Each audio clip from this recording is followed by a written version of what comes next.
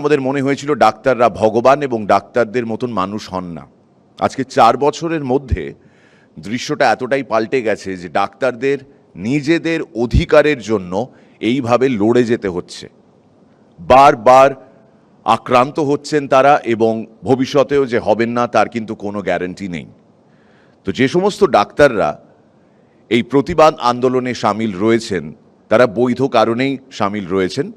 কিন্তু আমি সবার আগে ডাক্তারদের অনুরোধ করব, আপনারা প্রতিবাদ করুন, কিন্তু আমরা যারা নন মেডিকেল পিপল আমরা প্রত্যেকেই কিন্তু নিজেদের মতন করে নিজেদের কাজ করছি।